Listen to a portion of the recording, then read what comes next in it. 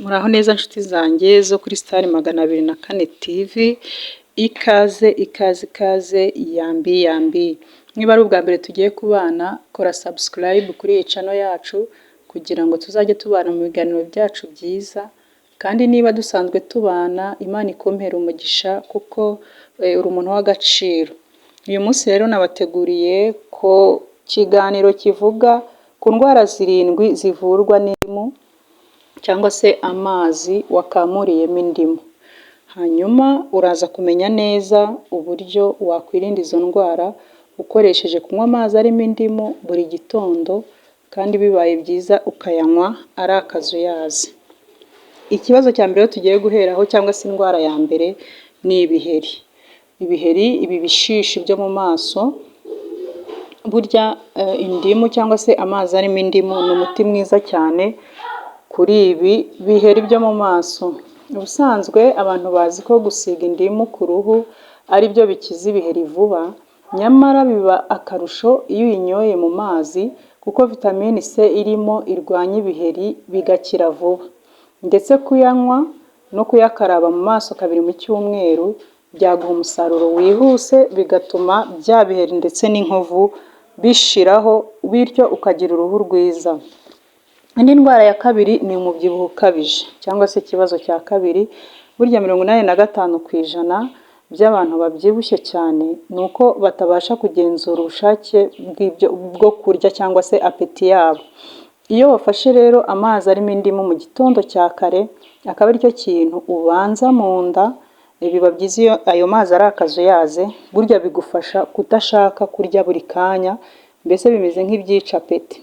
Hanyuma bigatuma utarya buri kanya, bityo rero niba utarimo kurya buri kanya n'ibiro bizagabanuka. Si icyo gusa kandi kuko ituma ibinure biyenga cyane ibyo kunda. Bya binure biza bikagutera ibinyenyanza, amazi arimo indimu agufasha kubiyengesha. Ndetse burya indimu ni nziza cyane kuko ifasha mu igogorwa, inavura constipation. Iyo unywa amazi washyizemo indimu mu gitondo ukabigira ibintu bya buri munsi, bigufasha kutagira constipation kuko igogorwa ryawe rigenda neza. Hanyuma kandi ikindi kintu aya mazi arimo indimu yakurinda cyangwa yakuvura ni ubudahangarwa buke, icyo twita immunite. Kwa kundi umuntu agira utuntu utwo ari two twose tukamutera kurwara. Iyo rero ufata aya mazi arimo indimu biragufasha cyane kuko byongera ubudahangarwa bw'umubiri wawe, bityo bigatuma udafatwa n'uturwara utwo ari two twose, harimo aya magiripe, inkorora ndetse n'izindi ndwara zose zishobora gufata umuntu bitewe no kugira ubudahangarwa buke. Kuko muri izi ndimu tubonamo amavitamine atandukanye, harimo A, vitamine B na vitamine C, bigufasha kutarwaragurika ndetse umubiri wawe indwara zawe ugeraho zigasanga ari umubiri udadiye cyangwa se ukomeye. Indi ndwara ya 4 ivurwa no kunywa amazi arimo indimu cyangwa se bikabikurinda ni ibicurane n'inkorora. Ku bantu bakunda kwibasirwa n'izi ndwara, aya mazi yagufasha gukira vuba no kukurinda kongera gufatwa nazo. Ni ukuvuga ngo niba urwaye ibicurane cyangwa n'inkorora, ugafata aya mazi arimo mu gitondo, aya mazi y'akazuyaze, bituma ibi bicurane bikira vuba ndetse ukaba umeze nk'umuntu wikingiye, bigatuma utazongera kurwaragurika ngo urware ibi bicurane.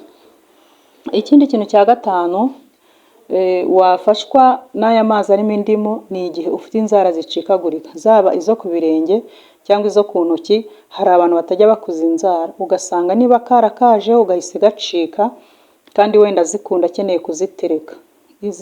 Aya mazi rero iyo uyanywa bituma inzara zawe zikomera, ndetse biba byiza cyane iyo ufashe aya mazi arimo indimu ugakandagizamo ibirenge n'intoki ukazishyira muri aya mazi arimo indimu, bituma rwose n'inzara zawe zicya, ukagira inzara zera dededede kubera ko aya mazi arasukura.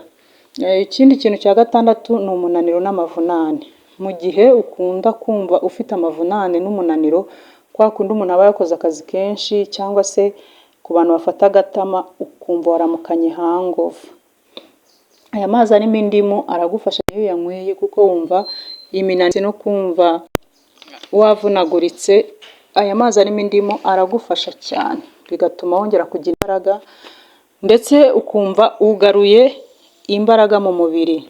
Ikindi kintu cya karindwi, gushaka inzoga cyane. Gushaka inzoga cyane ukumva ntutuje, kumva ahantu uri hose urashaka inzoga, handi igihe utayibonye ukumva ubuzima burahagaze. Iyo rero ugira iki kibazo, iyo ufata aya mazi arimo indimu, wakamuriyemo indimu, urayanywa, bwa bushake bwo gushaka inzoga bukamera nk'ubuhagaze.